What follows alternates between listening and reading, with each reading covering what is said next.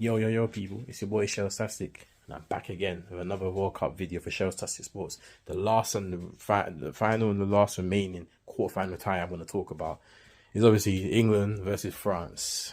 In the end, finished England 1, France 2. The heartbreak out of the defeat. England played well. Like, when I say well, they locked off all the main players. Mbappe went in the game. Griezmann wasn't really in the game. First off, he was a bit more he had a bit more control. He wasn't really getting the belly. They locked him off. The England defended very well. And we sit here and say England's defense is the weakest part of the pitch. Not really, because if you go back to even the Euros, England defended well in the Euros as well. The defensive is not as bad as people make out to be. First off, we didn't really probe forward. Didn't really create, but there's moments in there. I think the referee, the referee was poor in this game. One of the worst refereeing decisions I've ever seen. You know, I mean, the goal leading up to Nemani's goal, Saka gets fouled blatantly. He gets fouled twice in one kind of phase.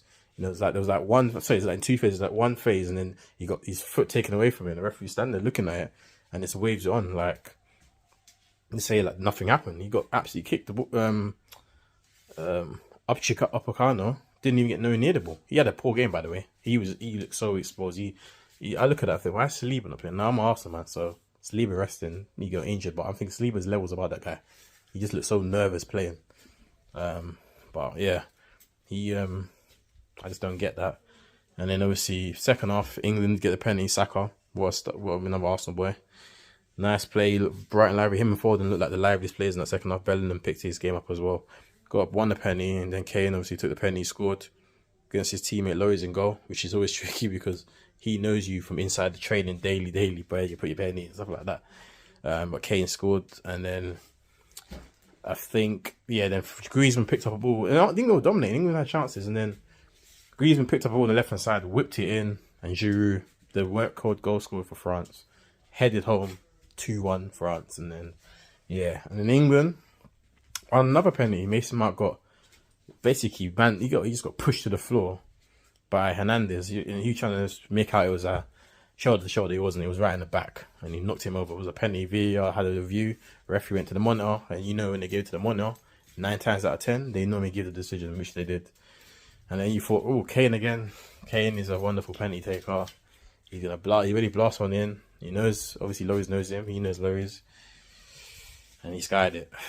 I feel for him in a bit, you know, because he could have broke Rooney's record. He could have been England's not first goal scorer, leading goal scorer as well. But yeah, he skied it, and that was all she wrote. Didn't create anything after that. So yeah, it was 2-1 in the end of France. England, for me, didn't deserve to lose that. They were the better team.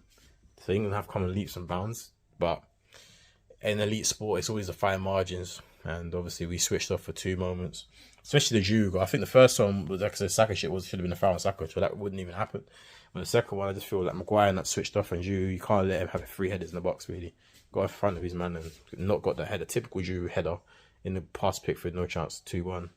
And the French should be like, you know what, we got through. Big teams do that, so you don't always have to play well. Sometimes you just get through without playing your best, and that's what France did. There'll be a force to reckon with, because remember, Bernard and France had so many injuries prior to the World Cup, and they've still got a deep squad, so it just shows you how strength in depth they are. You know, even when they're losing 4 or 5 main players.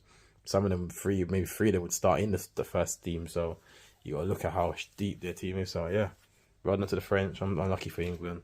England can come again in America, Canada. Definitely got 4 more years to come back again and do what they got to do. But yeah, they'll be disappointed because there was opportunity there for me. I think the World Cup's been so unpredictable. You never know if they beat the French. They probably could have gone and won it. You never know.